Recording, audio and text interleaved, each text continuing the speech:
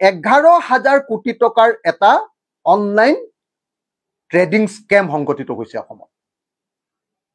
এই যে কিবা বিশাল ফুকন, এই যে কি বৰ্মন, দীপাংকৰ ন, দীপাংকৰ বৰ্মনৰ কেছটোত 7,000 কোটি টকা, বিশাল ফুকনৰ কেছটোত 2,000 কোটি টকা, 7-2-9, আৰু বাকী গোটেই অগৰং বগৰং গোটেইবিলাক ধৰিলে টোটেল হৈ গ'লগে 11,000 কোটি টকাৰ কেলেংকাৰী।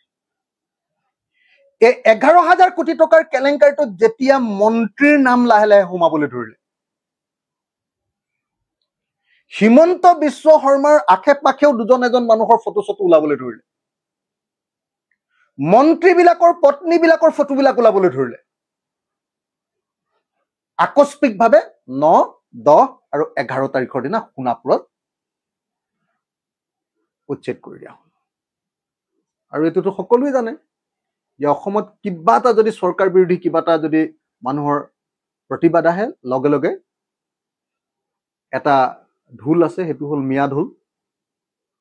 মিয়াটোৰ ওপৰত ডগৰা কোবাই দি দিলে হৈ গ'ল আৰু লগে লগে ইছ্যু ডাইভাৰ্ট।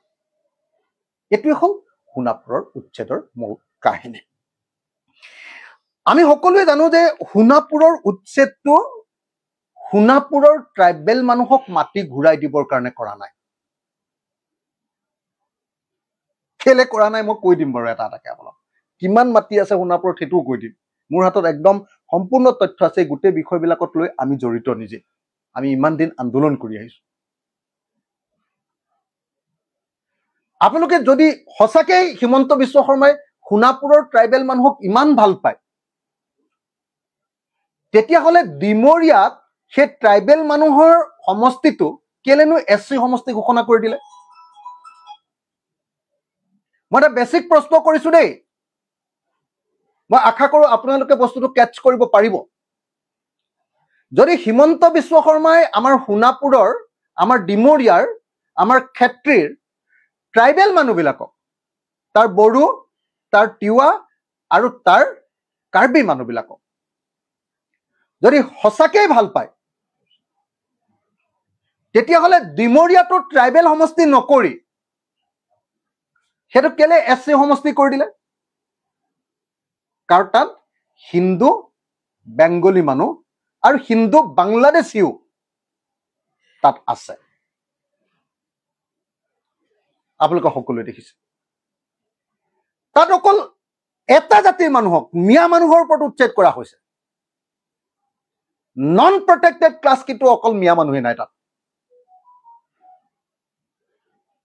কেলে? 2026 চনৰ নিৰ্বাচনীৰ প্ৰস্তুতিৰ অংশৰূপে মিয়া নামৰ এই কাৰ্ডখন আকৌ খেলিবলৈ আৰম্ভ কৰা হৈছে। এই সময়ত বিজেপি চৰকাৰৰ একমাত্ৰ বস্তুটো হ'ল মুছলিম বিদ্বেষ বিয়পাই দিয়া।